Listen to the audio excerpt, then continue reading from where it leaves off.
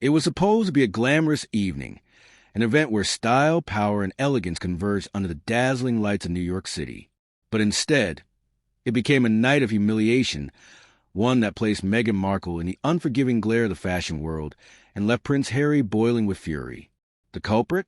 None other than legendary fashion designer Carolina Herrera, who publicly condemned Meghan's appearance in a wrinkled, ill-prepared gown that carried Herrera's prestigious name. What should have been a celebration of sophistication quickly unraveled into controversy. Cameras captured Herrera's disapproval as Meghan stepped onto red carpet, her gown visibly creased, her styling rushed, her aura of polished confidence faltering. What stunned the crowd even more was Herrera's direct remark. "A dress like this deserves respect. It was not given any." The words hit harder than anyone expected. Social media erupted instantly, branding the moment as a humiliation of royal proportions. And while Meghan tried to maintain composure, Prince Harry's body language told a different story.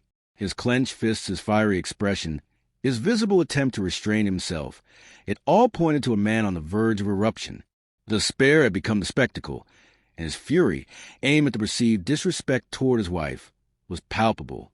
The fallout was immediate. Style critics and cultural commentators dissected every detail of the evening. Meghan, once hailed as a modern style icon, now faced a tidal wave of criticism. Photos of her wrinkled dress were shared globally, side by side with Herrera's sharp condemnation. Fashion blogs described it as a failure of preparation, while tabloids labeled it a royal embarrassment. For Herrera, the issue was not just about one gown. It was about the sanctity of craftsmanship. Her brand, synonymous with precision, artistry, and timeless beauty, had been dragged into a spectacle of carelessness.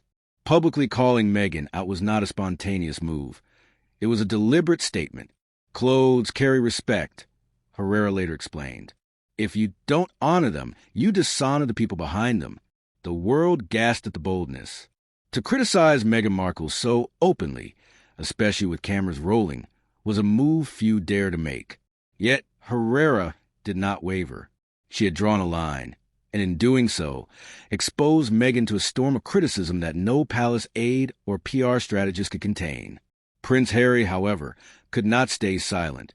While Meghan endured the humiliation with a strained smile, Harry's reaction was explosive behind closed doors.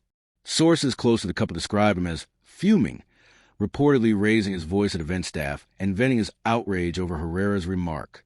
He saw the incident as a calculated slight, a deliberate attempt to undermine his wife's dignity. This fiery reaction only fueled the controversy. Critics accused Harry of antagonism, of turning a fashion critique into a public showdown. Commentators noted his inability to temper his temper, his tendency to lash out when confronted with his wife's public challenges. "He made it worse," one observer remarked. Herrera criticized the dress. Harry turned it into a spectacle. Fashion influencers broke down the images frame by frame, pointing out every crease, every misstep, every crack in Meghan's carefully crafted image. For Meghan, this was more than a wardrobe malfunction. It was a cultural blow. For Harry, it was a war. But the story didn't stop there. Behind the scenes, Herrera's team reportedly considered pulling Meghan's name from future collaborations, a move that would send shockwaves to the fashion industry. Meghan's allies in Hollywood, meanwhile, scrambled to defend her, spinning the narrative as body-shaming disguised as fashion critique. And then came the whispers. Was this more than fashion? Was Herrera's boldness a reflection of wider dissatisfaction with Meghan's approach to public appearances?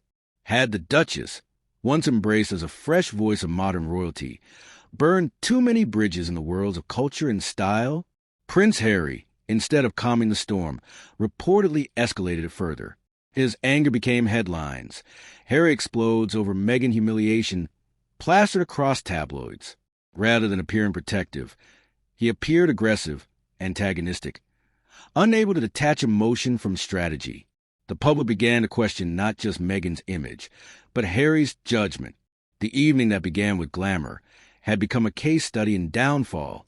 Fashion, royalty, and controversy collided in a way that ensured the story would not simply fade away. Every media outlet had its angle, every commentator their opinion. And yet, the central promise of the night remained unresolved. How would this humiliation end, and what would be the final fallout for Meghan and Harry's already fragile public standing. As the lights dimmed and the event concluded, Meghan and Harry left the venue in silence, their expressions grim, their reputations shaken. Cameras caught Harry's tense stride, Meghan's forced smile, and the unmistakable tension between them. The humiliation had played out publicly, but the aftermath was only beginning.